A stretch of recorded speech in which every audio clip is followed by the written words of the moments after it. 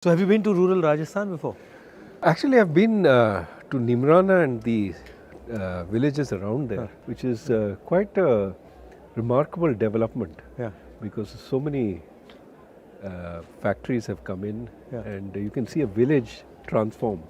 So when we were kids, Papa took us to Nimrana and we'd gone there on a picnic and we got attacked by bees. I think my dad got like 25 or something. Wow. I got, my mother like covered me with a blanket. Acha. I got 9 or something. She was protective. That's good. Yeah. Here there's Ranthambore. Have you been there? I've been to Ranthambore before. Of course, I came just for the yatra, so I don't see the safari. There's 16 cubs there now. Ah. So everybody who's going there is seeing 3 or 4 tigers. Right. So what is your view about what's going on economically in India, in the world? We were just discussing, Yeah. the United States and China. So the next year is going to be more difficult than this one. Of course, this one had lots of difficulties with the war and all that. But because growth is going to slow in the world more generally, people are raising interest rates, that brings down growth. India is also going to be hit. Indian interest rates have also gone up, but Indian exports have been slowing quite a bit. And India's inflation problem is more a commodity inflation problem, vegetable inflation problem. And that is also going to be negative for growth. So I think that we would be lucky if we do 5% next year. See, the problem with the growth numbers is that you have to understand what you're measuring with respect to. If you had a terrible quarter last year and you're measuring with respect to that, you look very good. So ideally what you do is look before the pandemic in 2019 and look at now. And if you look at 2022 vis-a-vis 2019, it's about 2% a year. That's too low for us. And what do you attribute that to? Pandemic was part of the problem, but we were slowing before the pandemic. We had gone from 9 to 5. And we haven't really generated reforms which will generate growth. इसमें हिंदुस्तान में एक और चीज़ हो रही है, 4-5 पूंजीपति बहुत अमीर हो रहे हैं और हर बिजनेस में वो जा पा रहे हैं और बाकी हिंदुस्तान जो है वो पीछे रह रहा है. जो किसान हैं, गरीब लोग हैं, उनका एक हिंदुस्तान बन रहा है और फिर ये 5, 6, 10, 15 लोग हैं जिनका दूसरा हिंदुस्तान बन रहा है. एक के सपने पूरे हो रहे हैं, एक के सपने नष्ट हो रहे हैं. तो ये इनइक्वालिटी जो बढ़ रही है, इसके बारे में हमें क्या करना चाहिए? ये तो बहुत बड़ी प्रॉब्लम है. सिर्फ वो इंडस्ट्रियलिस्ट के बारे में नहीं है. ये जो अपर मिडिल क्लास है, उनका तो आय बढ़ गया है पैंडेमिक में, क्योंकि वो घर से काम कर सकते थे. और जो गरीब लोग हैं उनको फैक्ट्री में जाना पड़ता था और फैक्ट्री बंद हो गई तो मासिक आय नहीं आई उनको. तो ये डिवाइड जो है पैंडेमिक में बढ़ गया. और जो सबसे गरीब है उनको तो मिलता है ये राशन में, उनको सब कुछ मिलता है. जो अमीर है उनका कोई नुकसान नहीं हुआ है. जो बीच में है, ये लोअर मिडिल क्लास जो है, उनको काफ़ी नुकसान हुआ. नौकरी तो बंद हो गई, बेरोज़गारी बढ़ रही है, कर्ज बढ़ रही है, वो कर्ज ले रहे हैं, ब्याज दर अभी बढ़ रही है. तो उनका तो काफ़ी नुकसान हुआ है और उनकी तरफ हमें देखना है. और जो नीति हम बना रहे हैं उनके लिए बनाना चाहिए, क्योंकि दर्द वहाँ पे बहुत ज़्यादा है. और ये भी है कि आप जो कह रहे हैं कंसंट्रेशन हो रहा है ये जो इंडस्ट्रियलिस्ट का, उसको भी देखना है. हम कैपिटलिज्म के अगेंस्ट नहीं हो सकते हैं, लेकिन कंपटीशन के लिए हमें लड़ना है. मतलब मोनोपोली के खिलाफ हो सकते हैं. मोनोपोली के खिलाफ हो सकते हैं, लेकिन कैपिटलिज्म तो ये जो छोटे बिजनेसेस हैं वो भी अच्छे हैं देश के लिए. बड़े बिजनेस भी अच्छे हैं, लेकिन मोनोपोली अच्छा नहीं है. रोजगार एग्रीकल्चर सेक्टर से भी मिल सकता है. तो उसमें फूड प्रोसेसिंग है, उसमें कोल्ड चेन है, उसमें फ्रूट्स एंड वेजिटेबल्स का एक्सपोर्ट है, वो सब है. तो सेकंड ग्रीन रेवोल्यूशन भी हो सकता है, आपका कहना है? सेकेंड ग्रीन, एक नए तरीका का ग्रीन, नए तरीका का vegetables, milk, dairy products, poultry, ये सब हो सकता है. और प्रोसेसिंग करना है यहाँ पे, क्योंकि यहाँ का लेबर यूज़ करना चाहिए. और खेत के पास. और मेरे ख्याल में उसका भी एक ग्रीन कंपोनेंट है. अगर आप सब ये प्रोसेसिंग खेत के पास करते हैं, जो आप इधर उधर बेच देंगे उसका वेट भी काफ़ी कम हो जाएगा ना, तो इसलिए एनर्जी कंजम्पशन भी कम हो जाएगा। और अगर हम आगे देखेंगे तो एनर्जी कंजम्पशन तो बहुत ही इम्पोर्टेंट चीज़ है और उसको कम करना चाहिए। और यूएस में क्या हो रहा है? यूएस में और बाकी दुनिया में क्या हो रहा है? अभी वहाँ पे तो महंगाई तो बढ़ रही है काफ़ी ज़्यादा, और महंगाई कम करने में ये जो सेंट्रल बैंक्स हैं वो कोशिश कर रहे हैं, वहाँ का आरबीआई, फेडरल रिजर्व या यूरोपियन सेंट्रल बैंक, और इसलिए ब्याज दर बढ़ा रहे हैं, और उससे तो उत्पादन की गति तो कम हो जाएगी। और इंडिया के लिए प्रॉब्लम ये है कि हमारे एक्सपोर्ट्स भी कम हो जाएंगे अगले साल, तो उससे तो एक्सपोर्ट्स तो काफ़ी कम हो जाएंगे और हमारा ग्रोथ, हमारा उत्पादन की गति भी काफ़ी कम हो जाएगी। जब मैं महाराष्ट्र से निकल रहा था तो वहाँ पे जो टेक्सटाइल इंडस्ट्री में काम करते हैं वो कह रहे थे कि बांग्लादेश ने अपनी एक्सपोर्ट पॉलिसी को बहुत अच्छी तरह यूटिलाइज़ किया है और उन्होंने एक्सपोर्ट पॉलिसी से अपनी पूरी वहाँ पे इंडस्ट्री को बहुत कम्पिटिटिव बना दिया। इसके बारे में क्या सोचते हैं? ये हमें करना चाहिए, कैसे करा जा सकता है? एक तो उनका सबसे इम्पोर्टेंट इंडस्ट्री है टेक्सटाइल्स, वो कपड़े बनाते हैं, और एक्सपोर्ट करते हैं, और उसमें उन्होंने 2-3 चीज़ किए हैं जो that has help them succeed.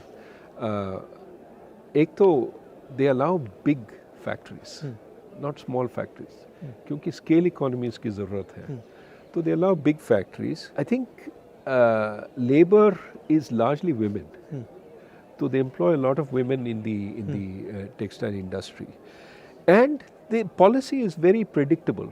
It doesn't change. So that industry has just taken off because it's using low-skilled workers. On my way, I found out that जो बेल्लारी है वो जीन्स प्रोडक्शन का सेंटर था, और वहाँ पे 4.5 लाख लोग काम करते थे।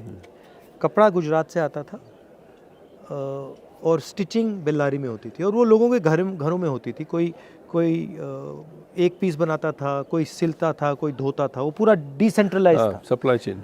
और जीएसटी और नोटबंदी ने उसको ख़त्म कर दिया, और वो एक्चुअली वो इंडस्ट्री अंग्रेज़ों के टाइम से है। 4.5 लाख लोग काम करते थे, आज वहाँ 50,000 लोग काम करते हैं, और वो सब मतलब ख़त्म हो गया। तो अपॉर्चुनिटी तो काफ़ी है, बट उसको फाइनेंस की ज़रूरत होती है, उसको सपोर्ट की ज़रूरत होती है। बहुत सारे क्लस्टर्स हैं हिंदुस्तान में जो अलग अलग चीज़ बनाते हैं, हर डिस्ट्रिक्ट में कोई ना कोई स्पेशलिटी होती है, तो उस पे फोकस करके, उनको मदद करके, उनको सपोर्ट देकर भी वहाँ पे इंडस्ट्री बनाई जा सकती है, बन सकती है। वो टेक्नोलॉजिकल सपोर्ट चाहिए, फाइनेंस, क्रेडिट लोन्स देना चाहिए उनको, और ये जो आप कह रहे हैं सर्टेनिटी अबाउट पॉलिसी, कि ऊपर नीचे नहीं जाएगा ये जो पॉलिसी, एक दिन आप एक्सपोर्ट नहीं कर सकते हैं, एक दिन हाँ एक्सपोर्ट ज़रूर कीजिए, नहीं, स्टेबिलिटी। तो मुझे एक बात समझाइए, आप आरबीआई में थे,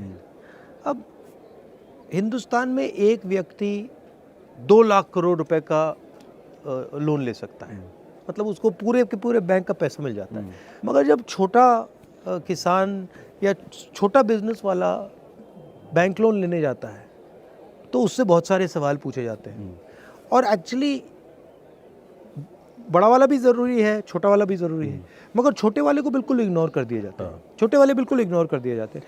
तो ये होता क्यों है और इसको बदला कैसे जाए? अभी बदल सकते हैं, और ये जो आप पहले कह रहे थे इंफॉर्मेशन, ये जो छोटे जो बिजनेसेस हैं उनका तो एक वो तो बेचते हैं और एक रेवेन्यू स्ट्रीम है, उनका सेल्स है।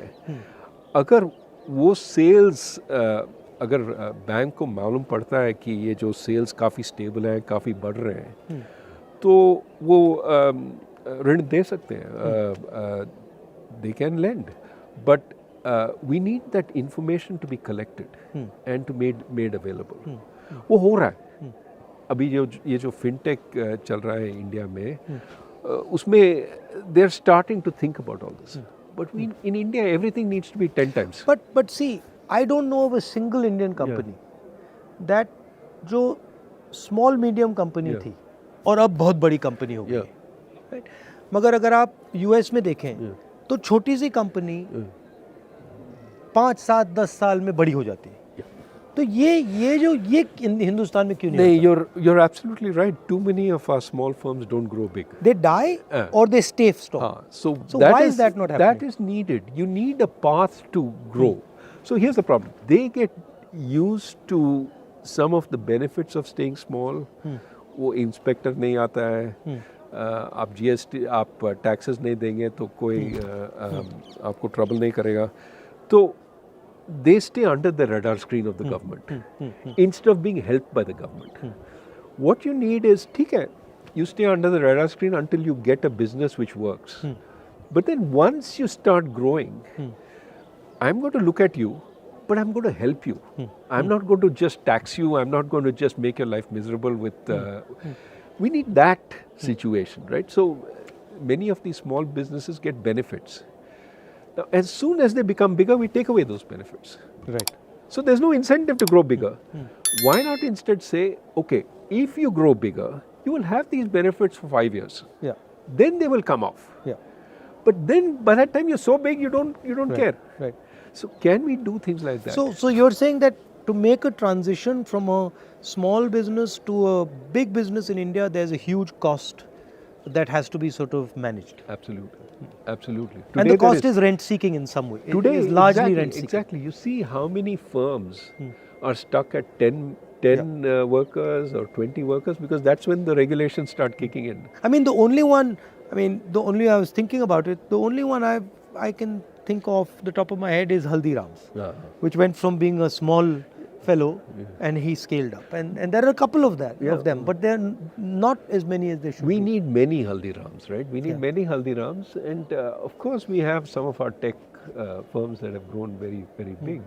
But we need far more of that. And you're exactly right, it's the growth which creates the jobs. Small firms by themselves don't create so many jobs, it's when they grow that they create so many jobs. We need to make that possible. अच्छा, बहुत सारे किसान मुझे कहते हैं कि जैसे ही उनकी फसल आती है वैसे ही commerce ministry export import policy को ट्विक कर देती है और उनके दाम उसी दिन गिरते हैं जब उनकी फसल उनके हाथ में आती है. ये तो बहुत बड़ी प्रॉब्लम है. हम कहते रहते हैं कि हम किसान के लिए हैं, लेकिन जो एक्सपोर्ट पॉलिसी है और इंपोर्ट पॉलिसी है वो मिडिल क्लास के लिए, वो सिटीज़ में अर्बन मिडिल क्लास के लिए बनता है. अगर प्याज का दाम बढ़ जाता है तो हम इंपोर्ट करते हैं और बेचारा फार्मर जो किसान है उसके लिए दाम तो गिरते हैं. तो मेरे ख्याल में एक स्टेबल पॉलिसी होना चाहिए एक्सपोर्ट इंपोर्ट. हाँ, अगर दाम इससे बहुत ज़्यादा बढ़ जाता है तो इंपोर्ट तो कर सकते हैं. ये जो एक्सपोर्ट बैन्स हैं वो नहीं करना चाहिए, क्योंकि एक्सपोर्ट बैन्स तो किसान के खिलाफ है. अगर आप किसान को कहते हैं कि आप एक्सपोर्ट नहीं कर सकते हैं तो डोमेस्टिक मार्केट में उनको बेचना पड़ता है और दाम तो कुछ नहीं मिलता. So how does one think about this unemployment issue, because it's everywhere. You know, I speak to kids and I ask them what you want to do and they only answer five things, you know, lawyer, doctor, IAS, military, engineer. And so the imagination is, for most kids in India, is that we can only do these 5 things. And then the other thing is, most of them are not hopeful of getting even those jobs. नहीं, बेरोजगारी तो बहुत बड़ी problem है. और बात यह है कि लोग सिर्फ सरकारी नौकरी चाहते हैं क्योंकि उसमें पेंशन है, ये है, वो है और सिक्योरिटी है. और वो ढूंढते हैं, इम्तहान देते रहते हैं. और आप जानते हैं कि बहुत ही कम लोग सरकार में काम कर सकते हैं. अगर आप पूरे जो नौकरी है सरकार में आप उनको अगर ओपन भी करते हैं तो ज़्यादा से ज़्यादा 1%, 2% वहाँ पे एम्प्लॉय हो जाएंगे. तो इसलिए मेरे ख्याल में हमें प्राइवेट सेक्टर को बढ़ाना है, क्योंकि वहाँ पे नौकरी रोज़गारी आगे बढ़ा सकते हैं वहाँ पे. और एक तो प्राइवेट सेक्टर, एक एग्रीकल्चर में अगर हम टेक्नोलॉजी ले आते हैं वहाँ पे तो वहाँ पे भी नौकरी पैदा हो सकते हैं।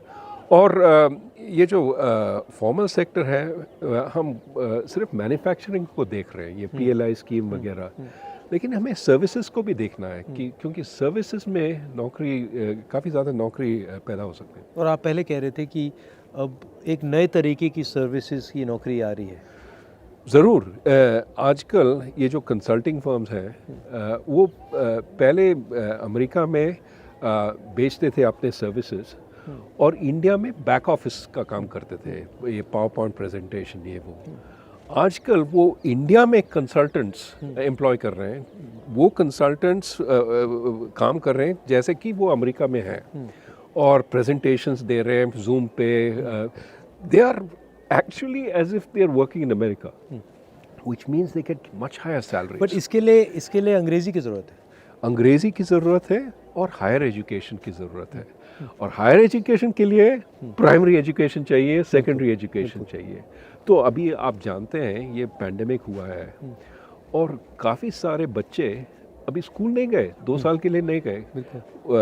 ना सिर्फ सीखे नहीं 2 साल के लिए, लेकिन भूल भी गए।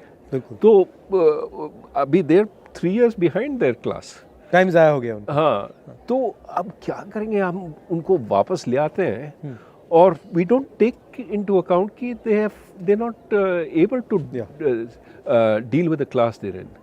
So the problem is we're going to suffer. These kids are not going to be able to do the high quality work.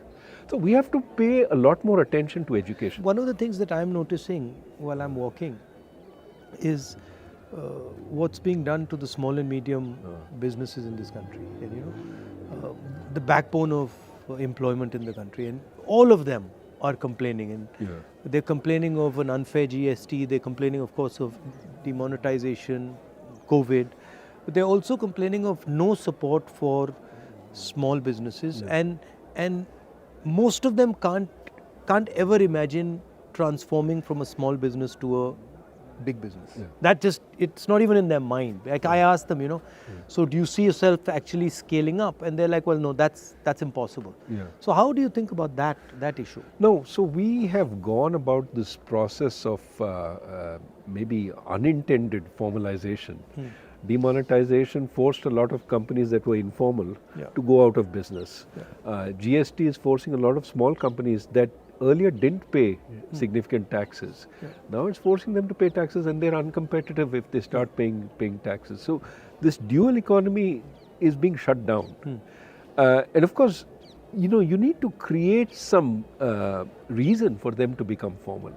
If, for example, they could get more credit from the bank as they became more formal, they could show their receipts, they could show but credit is also very slow right now. So the benefits of formalization are not there, the costs of formalization are there. Right. And so many of them are hurting. Now, what is true is as they shrink, our bigger firms are doing very well because they're occupying some of the space. So in a sense, the inequality between firms is increasing. You look at profitability amongst the big firms, it's very good. And they could also raise money during the pandemic, which our small firms couldn't. What you want is to give the small fellow a chance to sell and not put a whole lot of burden on him. The big fellow can take care of paying the taxes and all that.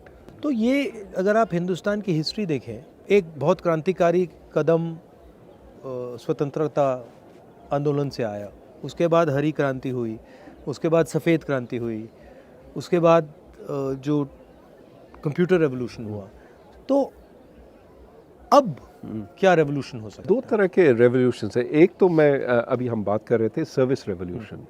हम यहाँ से America में काम कर सकते हैं without going to America. Okay, that is one. जैसे doctor हैं, they can provide telemedicine services to the US and earn a lot of foreign exchange. Our service exports are 250 billion. Just grow that. That will make us a superpower in exports. So एक वो है। दूसरा ये है, आप हरी क्रांति के बारे में बात कर रहे थे, ग्रीन रेवोल्यूशन, लेकिन we have a new kind of green revolution. Yes, sustainability, emissions. If we push on that, we can be at the frontier, building windmills, building solar plants, making our buildings green. And the most damage from climate change will be in South Asia. You've already seen Bangladesh suffer, you've seen Pakistan suffer. India is not far behind. We occupy the same territory. So we have to push very hard for a green revolution elsewhere. But also we can be at the forefront because everybody is trying to get in. We can make a lot of windmills, solar, because we have a huge demand. But we can also, innovate. And so I think there are lots of possibilities. But we should be forward thinking. मैं एक बार parliament में जा रहा था और parliament के वहाँ पे जो सिक्योरिटी गार्ड्स हैं उनसे मेरी दोस्ती है. तो मैंने उन एक सिक्योरिटी गार्ड से पूछा, भाई क्या कर रहे हो? तो उसने मुझे कहा बहुत मज़ा आ रहा है. मैंने कहा क्या हुआ? उसने कहा मैंने अदानी के स्टॉक खरीदे हैं और उसके बहुत सारे पैसे बन रहे थे. मगर मैंने सोचा कि वो सैलरीड क्लास का है और ऐसा काम करना उसके लिए काफ़ी रिस्की है, मगर उसको रिस्क नहीं समझ आ रही. स्टॉक मार्केट बढ़ती जा रही है और मैं देखता हूँ टीवी पे देखता हूँ कि एडवर्टीजमेंट्स आते हैं कि भैया स्टॉक मार्केट में इन्वेस्ट करो. और जो सॉर्ट ऑफ रिलेटिवली फाइनेंशियली कमज़ोर लोग हैं वो भी इसमें वो अभी स्पेकुलेट कर रहे हैं. तो इसमें काफ़ी रिस्क होता है. तो इसके बारे में आपकी क्या राय है? जो रिटेल इन्वेस्टर है, बिल्कुल नया है और मतलब थोड़ा सा पैसा है उसके पास, वो पूरा का पूरा इसमें डाल रहा है. ज़रूर, वो समझते नहीं है. वो देख रहे हैं कि इसका रिटर्न बहुत ही अच्छा है तो इसमें हम पैसा डालेंगे. लेकिन प्रॉब्लम ये है कि वो एनालाइज नहीं करते कि रिटर्न क्यों है, कहाँ से आया. अभी आप देखते हैं अमेरिका में ये जो क्रिप्टो करेंसी का प्रॉब्लम है, वहाँ पे भी रिटर्न बहुत ही ज़्यादा था. बिटकॉइन 2-3 पैसे के लिए बिकता था, $67,000 तक पहुँच गया. अरबपति बन गए बहुत सारे. हाँ, तो और अभी गरीब फिर से हो गए ना, क्योंकि उसके बाद गिरा है. और ज़्यादातर गरीब लोग वो तब खरीदते हैं जब $67,000 पे है, मतलब हाइट पे, और फिर वो देखते हैं कि बस गिरता रहता है. क्योंकि ये जो अमीर लोग हैं वो तब बेचते हैं और जिनके पास इंफॉर्मेशन नहीं है, जिनके पास वो फाइनेंशियल सोफिस्टिकेशन नहीं है, वो तब खरीदते हैं. मगर ये जो प्रॉब्लम है इन्फॉर्मेशन का प्रॉब्लम, ये हमने स्टॉक मार्केट की बात की, मगर ये इन्फॉर्मेशन का प्रॉब्लम मुझे लगता है, मतलब सड़कों पे चल के मैं सुन रहा हूँ, ये इन्फॉर्मेशन प्रॉब्लम बहुत गहरी है, ख़ास तौर से गरीब लोगों में, किसानों में, गरीब लोगों में. ज़रूर उनको इन्फॉर्मेशन मिलती नहीं है, दी नहीं जाती है. इसलिए हम कहते हैं कि कंज्यूमर प्रोटेक्शन होना चाहिए, कि उनको बताना चाहिए ये तुम्हारे हक हैं, these are your rights, and जो बेचते हैं they cannot violate these rights. Are you enjoying this? It's nice. You like it? How can you not enjoy this view? But also, it's. I think you're doing this सांप्रदायिक एकता और शांति के लिए आप पदयात्रा पे जा रहे हैं. I think that is something the country needs, regardless of what political party you're in. It has to be. Bharat को जोड़ना है. बिल्कुल. और शांति से, भाईचारे से फ़ायदा होता है. और अगर आप सोचेंगे, कोई कह रहा था कि आपने एक भाषण में ये कहा था कि which house can stand when the brothers are fighting? Yeah. It can't. They have to be. You have to have internal harmony to have external security. ये काफ़ी लोग कह रहे हैं हाँ we can fight internally, we will suppress this minority, suppress that, and we will be strong outside. नहीं हो सकता है. नहीं, ये एक बात है, मगर दूसरी बात जो उतनी ही ज़रूरी है कि आज की दुनिया में जहाँ अमेरिका, चाइना, यूक्रेन, सब जगह नफ़रत फैल रही है, उस दुनिया में हिंदुस्तान रास्ता दिखा सकता है. ज़रूर. और हिंदुस्तान बहुत बड़ा रोल प्ले कर सकता है. ज़रूर. और ये हमारी हिस्ट्री है, हमारा ये कल्चर है और ये हमारी स्ट्रेंथ है. और लोकतंत्र भी हमारा स्ट्रेंथ है। और मेरे ख्याल में काफ़ी लोग, काफ़ी देश हमारी ओर देख रहे हैं कि इंडिया का क्या कहेगी, इंडिया क्या एग्जाम्पल सेट करेगी। और इसलिए हमें सोचना चाहिए कि हम क्या कर रहे हैं और किस दिशा में जा रहे हैं।